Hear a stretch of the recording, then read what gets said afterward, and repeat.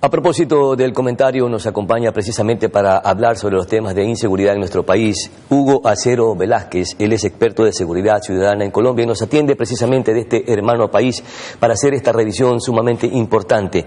Ecuador, en efecto, Hugo, le declaró la guerra a las mafias criminales para intentar devolverle la paz a los ecuatorianos. Sin embargo, vemos que todavía no se puede resolver y, por el contrario, las muertes violentas han aumentado, han crecido. Mi querido Hugo, como sociólogo, ¿qué nos puede decir al respecto? ¿Qué estamos haciendo mal? Bienvenido. Buenos días y gracias por la invitación. Lo primero es que se está ante un crimen no normal. Estábamos acostumbrados, y yo digo en el caso colombiano, a finales de siglo estábamos acostumbrados a una delincuencia común, con pequeños delitos, no tan violentas, si se quiere. Desde luego Colombia ha sufrido mucho con el tema del conflicto armado, el narcotráfico y demás, pero hemos pasado sobre todo a una criminalidad cada vez más organizada, y más que organizada, a una criminalidad transnacional, que no se combate solamente con policías en las calles, y en donde hay que fortalecer los temas de inteligencia e investigación criminal. Y yo creo que ese es un esfuerzo grande que desde luego debemos hacerlo todos los estados, de manera particular para enfrentarlo, con el apoyo de todos los ciudadanos y con el apoyo de la ciudadanía, los gremios y demás. Yo creo que ese es un esfuerzo grande. Hay que reconocer que la violencia estructural ligada a crimen organizado crece de manera muy rápida, como sucedió en Colombia. Nosotros llegamos a tener una tasa de 80 homicidios por cada 100.000 habitantes. Hoy la tasa está en 26 y ya llevamos como 10 años que no baja de ahí. Se mantiene en 26 y yo creo que han faltado esfuerzos importantes por parte del gobierno colombiano para seguirla reduciendo. Este es un tipo de violencia que crece muy rápido y bajarla es muy difícil. Y yo creo que Ecuador el año pasado dio un buen ejemplo de control a este crecimiento. Es que el crecimiento de Ecuador es terrible en los últimos años. Pasó de tener una tasa de 6-7 homicidios por cada 100.000 habitantes a el año 2023 tener una tasa de 46 homicidios por cada 100.000 habitantes y cerró el año pasado por debajo de 35. Esa bajada pequeña pero importantísima porque es un logro muy, muy importante. Generalmente cuando la violencia crece muy rápida, la primera acción de esfuerzo del Estado apenas logra estabilizar para que la tendencia no siga creciendo.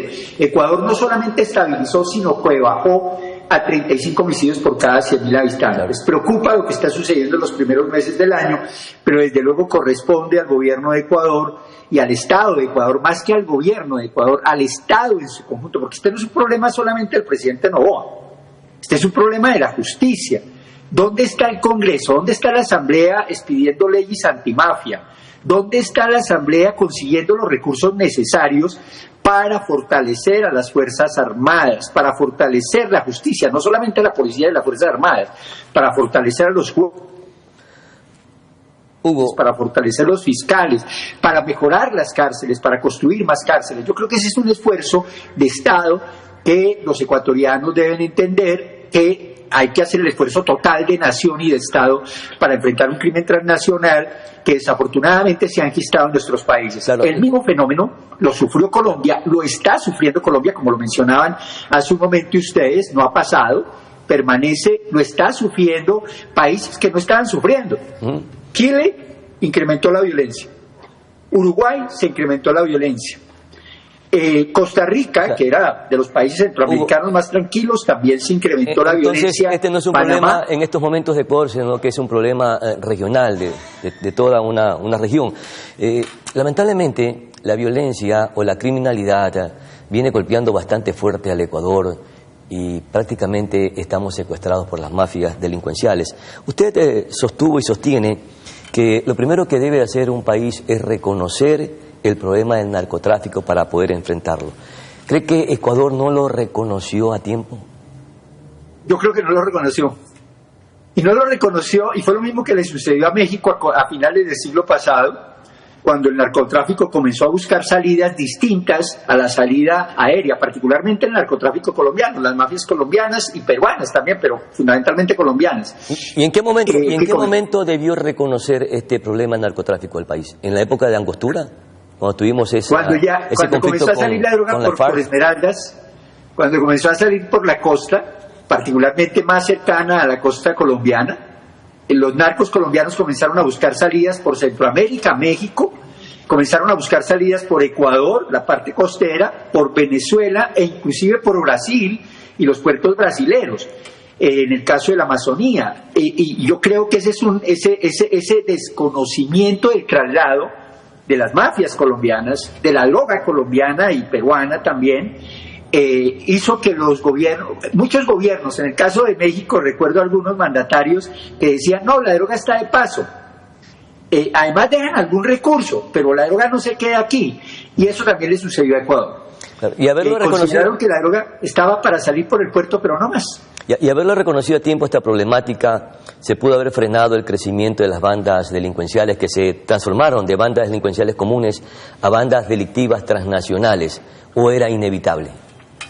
No, yo creo que ese reconocimiento inicial lo han tenido algunos países. Creo que la situación, por ejemplo, de Chile no es más grave porque también lo reconoció hace tiempo. En Chile se lava cantidad de recursos del narcotráfico, eso hay que reconocerlo, como en otros países de América Latina, como en Ecuador y en Colombia también, se lava de manera muy fuerte. Reconocer eso supone un menor incremento de los niveles de violencia porque permite al Estado reaccionar con tiempo.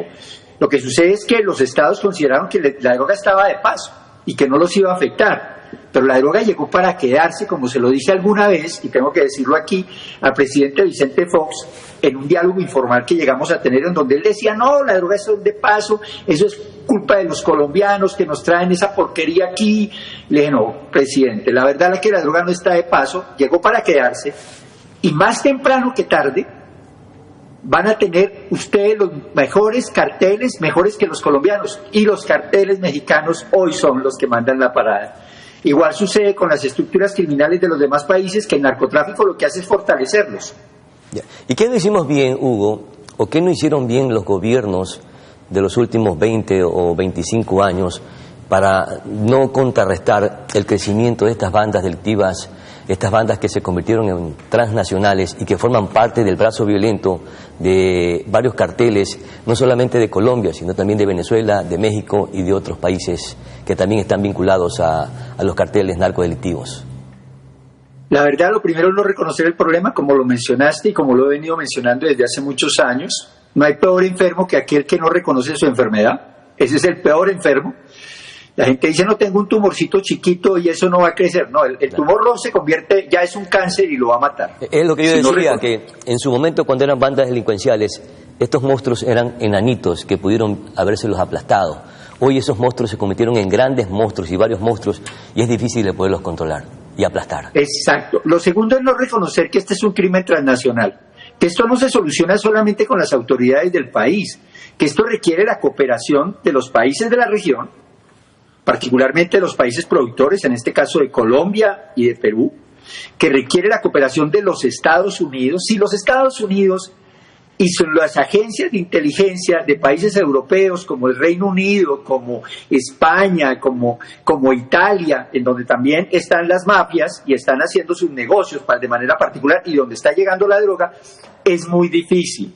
Y ese tipo de trabajos hay que hacerlo porque se está ante un crimen transnacional. Ya lo mencionabas, en nuestros países están las mafias mexicanas, las mafias albanesas, las mafias italianas, las mafias rusas. Están presentes porque necesitan distribuir el recurso, ese producto a sus lugares de origen. No es que estén armados, no, son emisarios ejecutivos que lo que hacen es comprar el producto y verificar que el producto que compraron les va a llegar precisamente al lugar donde ellos esperan que llegue. Entonces, yo creo que ese es otro elemento. Y lo segundo es, hombre, no reconocer eso llevó a Ecuador a romper tratados y relaciones que tenía con los Estados Unidos. El tema de la del puesto de la base norteamericano.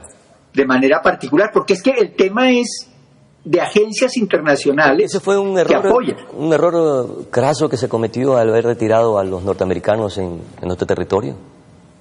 Yo creo que sí, particularmente parte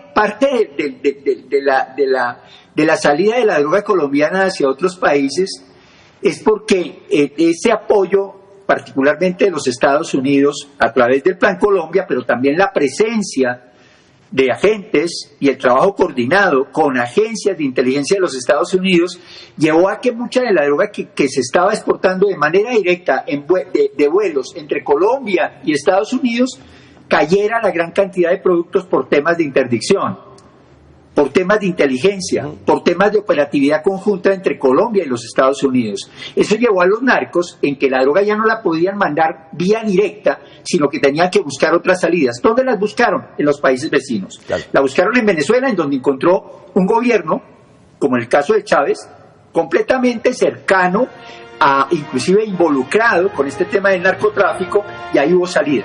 En el caso ecuatoriano, yo creo que un poco el desconocimiento, el no querer ver el problema, el evitar enfrentar este tipo de estructuras. Y hoy tenemos esta consecuencia.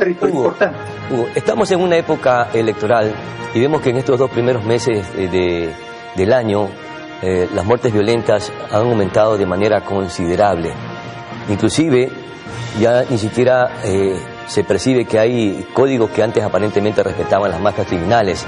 Hoy asesinan a los objetivos que tienen previsto acabar con sus vidas, pero no les importa también acabar con las vidas de personas que están alrededor, inclusive de niños de meses que también han sido asesinados vil y cruelmente. Y mire usted 2 hechos importantes que se han suscitado en el país, que son, no sé si episodios similares a los que se han suscitado en Colombia. El asesinato de un candidato presidencial en su momento y también el asesinato de un policía de alto mando o de un jefe de las Fuerzas Armadas de alto mando. Lo mismo casi sucedió en Colombia. ¿Qué mensaje nos quieren dar las mafias criminales con esto? Básicamente poder. Quieren algunas de ellas dominar territorios, dominar rutas, dominar salidas, porque es que el narcotráfico es una parte importantísima, es casi la cabeza de una hidra, de varias cabezas, con varios negocios que van ligados. Ligado al narcotráfico está el sicariato, está la extorsión, está la trata de personas, el comercio de armas, el contrabando. Bueno, todos esos negocios que son rentas criminales están manejados por estas empresas criminales transnacionales, verdaderas mafias. Entonces, lo que buscan a la salida, utilizando, por ejemplo, en el caso de Ecuador, utilizan las bandas locales que les garantice que la droga colombiana no solamente va a llegar a puerto o a los puertos por donde está saliendo, sino que sale. Y que parte de esa droga que se deja en pago, con la garantía de que no la van a exportar, se consuma en el territorio. Por eso en nuestros países ha aumentado el consumo y ya nuestro territorio de América Latina es un territorio importante para los narcotraficantes. ¿Por qué? Porque es un territorio en donde hay mucho consumo. Perfecto. Es tan importante el mercado como el mercado norteamericano, si se quiere. Mi querido Hugo, muchísimas gracias por esas precisiones y esos aportes que son parte de la experiencia que viene viviendo Colombia para combatir también a las mafias criminales, que mucho daño también le ha hecho daño al hermano país colombiano. Vamos a nuestra siguiente pausa publicitaria, enseguida volvemos con más.